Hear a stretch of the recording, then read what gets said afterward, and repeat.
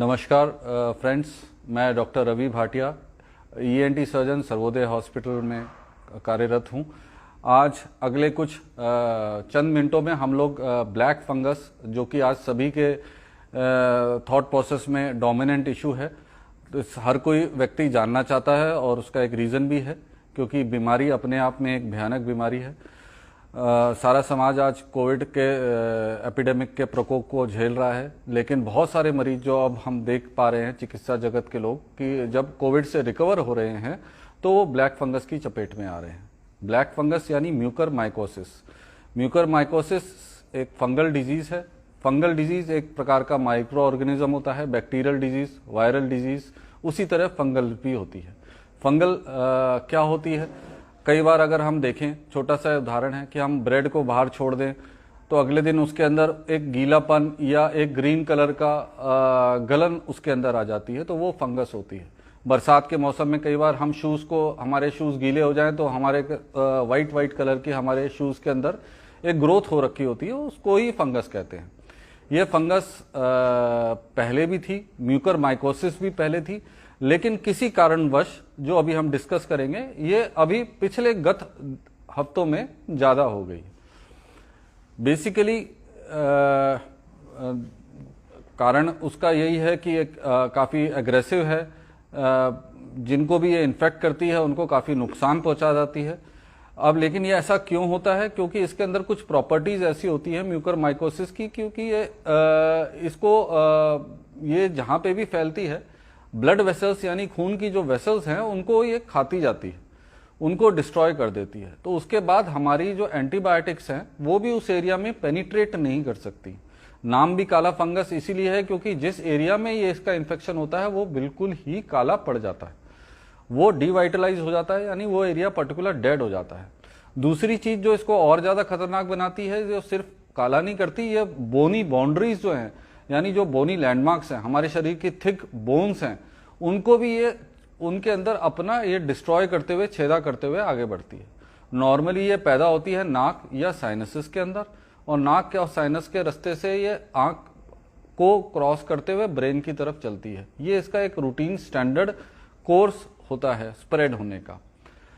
और इसके अंदर जो सा कि हम डिस्कस कर रहे थे कि भयानक चीज ये है, क्योंकि ये एग्रेसिव है, तो कुछ चंद दिनों के अंदर ही ये नाक के रास्ते से आंख में पहुंचती है, और आंख में ये तुरंत ही कुछ 1 या 2 दिनों के अंतराल पे ही आंख के अंदर स्वेलिंग आने के बाद आंख की रोशनी चली जाती है।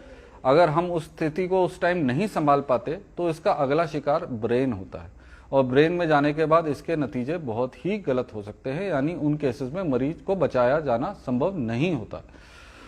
हम जान लेते हैं कि ये किन व्यक्तियों को हो सकती है।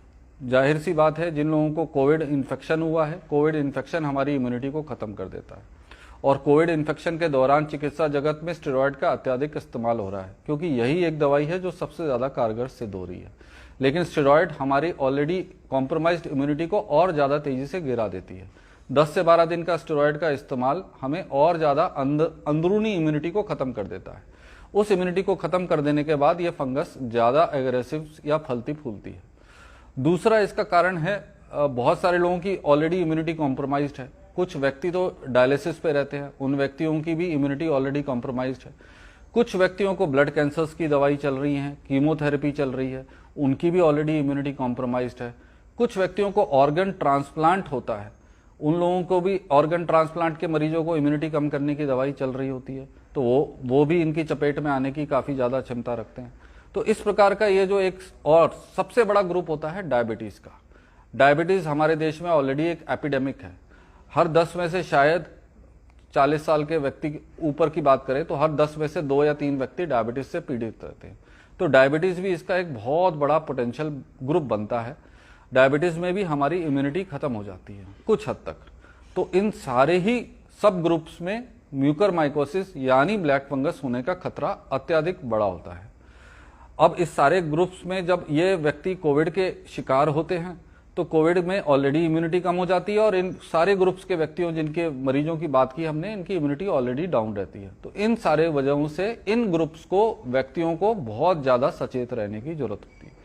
इन सब में म्यूकर माइकोसिस का अत्यधिक खतरा है। अब हमने अगर ये बात कर ली, ये समझा कि हमारे कौन से ग्रुप्स को ज़्यादा खतरा है, और अगर किसी व्यक्ति को संक्रमण हो जाता है इन ग्रुप्स को, तो उनको कौन से लक्षण आने पे अपना ध्यान रखना चाहिए।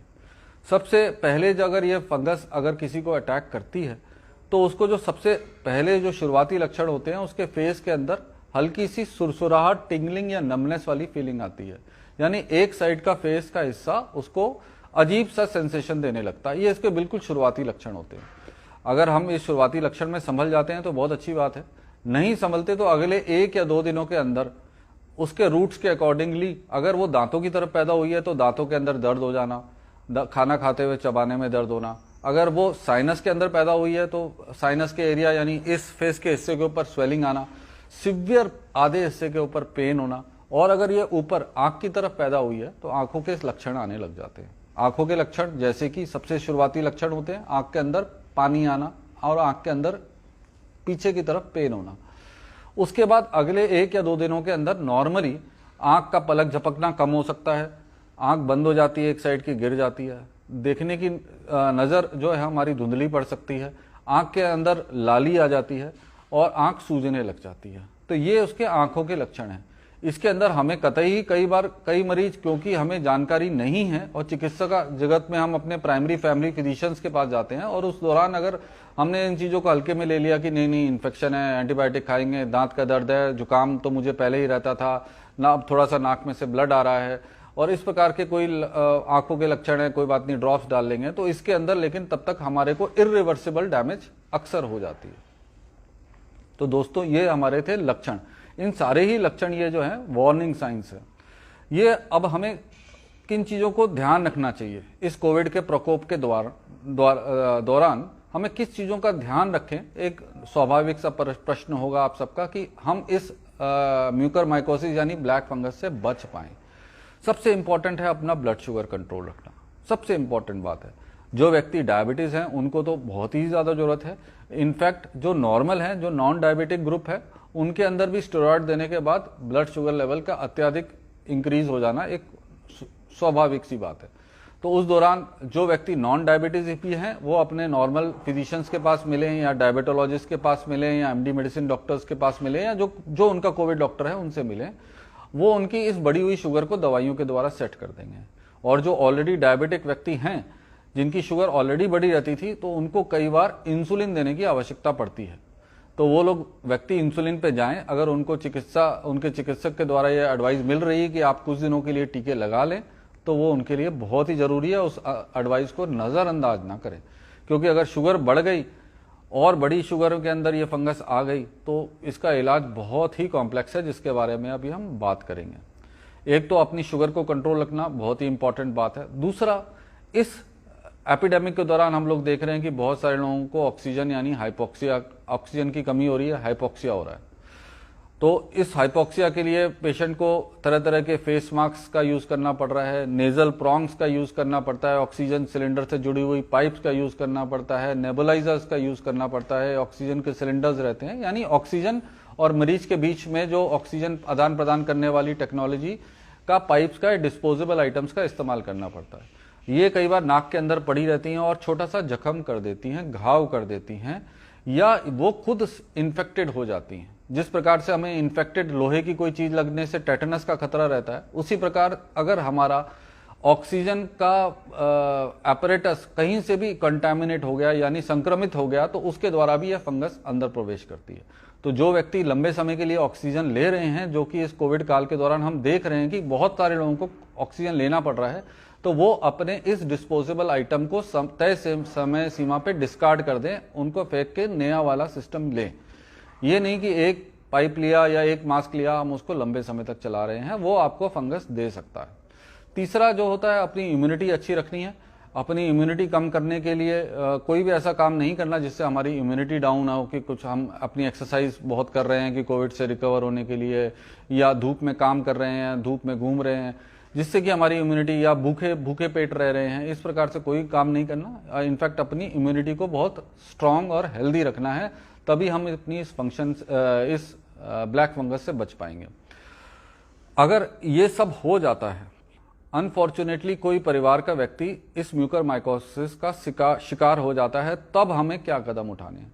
तब तुरंत ही हमने अपने ईएनटी, डेंटल या अपने आई सर्जन के पास जाना है।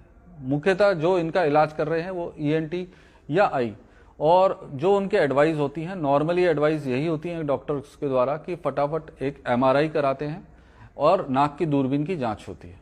नाक की दूरबीन में कई बार हमें यह फंगस दिख जाती है, नहीं तो ये एमआरआई के द्वारा ही पकड़ी जाती है। सीटी स्कैन का ज़्यादा लाभ नहीं होता, और एक बार पकड़े जाने के बाद अगर हमें डायग्नोसिस या किसी व्यक्ति को ये डायग्नोसिस कंफर्म होता है तो नॉर्मली डॉक्टर्स जो सलाह देते हैं उनकी हमें बात माननी होती है। आपका इंटरेस्ट होगा कि क्या सलाह होती है, तो इसका इलाज जो है वो संभव है, बिल्कुल संभव है, डरने वाली बात नहीं है।